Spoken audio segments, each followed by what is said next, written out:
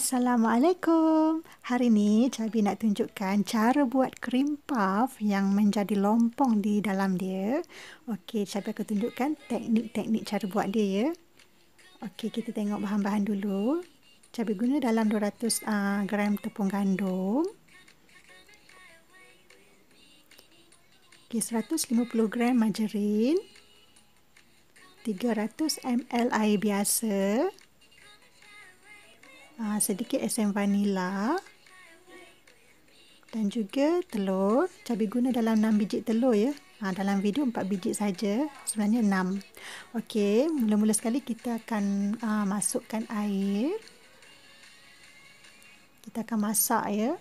Dan kita masukkan margarin.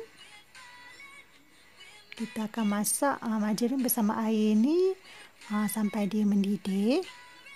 Pastikan ikut step by step. Cabi akan tunjukkan supaya krim puff kita tu menjadi.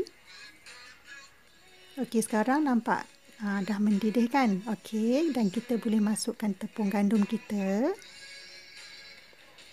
Kita akan gaul sampai dia sebati. Masak dalam keadaan api yang sederhana je, jangan kuat sangat.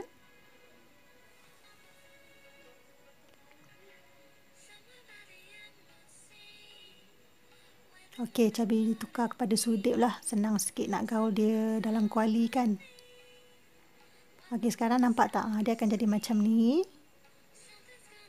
Okey, kita masukkan esen vanila. Cabi masuk dalam satu penutup botol esen vanila tu lah. Dalam lebih kurang dalam satu sudu besar esen vanila ya. Okey, sekarang step kita masukkan telur. Kita akan masukkan 1 biji dulu. Kita masuk satu persatu ya, jangan masuk semua sekaligus. Itu teknik dia.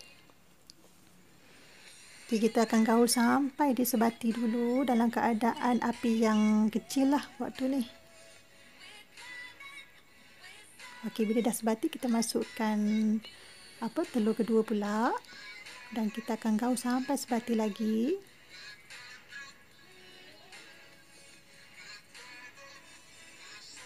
Bila dah sebati, masukkan telur yang ketiga. Gaul sampai sebati. Kemudian masuk yang keempat pula. Dan gaul sampai sebati. Sampai 6 biji telur. Okey, dalam ni Cabi guna 6 biji telur ya, bukan 4. Sebab waktu mula-mula Cabi buat 4 biji telur tu, kita punya adunan tu nampak keras. Jadi Cabi masukkan tambah lagi 2 biji. Okey, inilah tekstur yang kita nak. Nampak tak? Macam ni. Dia lembut kan? Ni kira menjadilah ni. Okey, sekarang kita boleh padamkan api dan kita tunggu dough kita tu sejuk dulu. Okey, step seterusnya kita guna plastik untuk kita nak piping dia. Potong di hujung dan Cabi guna nozzle. Nozzle ni kalau kawan-kawan tak ada nozzle ni boleh guna plastik macam biasa pun tak apa ya. Sebab itu ikut kreativiti masing-masing lah. Cabi ada nozzle, Cabi guna nozzle je. Okey, kita akan masukkan adunan tu yang sejuk kan. Kita sejukkan, kita masukkan ke dalam piping bag lah. Okey, macam ni.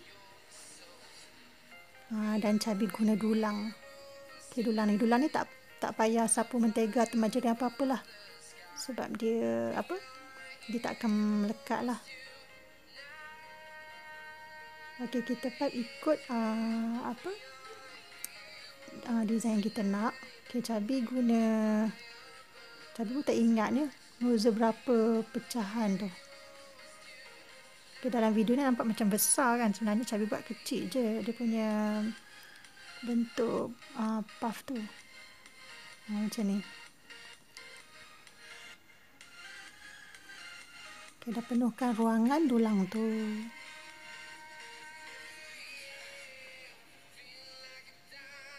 Okey. Kalau kawan-kawan ikut step yang Cabi tunjuk ni, insya-Allah lah akan dapat hasil yang memang baik. Boleh dibuat untuk jualan ya. Okey, sekarang kita dah siap pipe. Ambil air dan kita akan letakkan di hujung-hujung atas krim kita tu. Krim puff tu. Ini salah satu teknik juga ya. supaya kita nak dia nanti dia mengembang dengan baik. Okey, dan step yang akhir, kita ambil air dan kita renjis-renjis atas puff kita. Macam ni. Okey, apabila dah siap, kita akan bakar dalam oven suhu yang cabi guna 140 darjah selama 20 minit. Ikut oven masing-masing.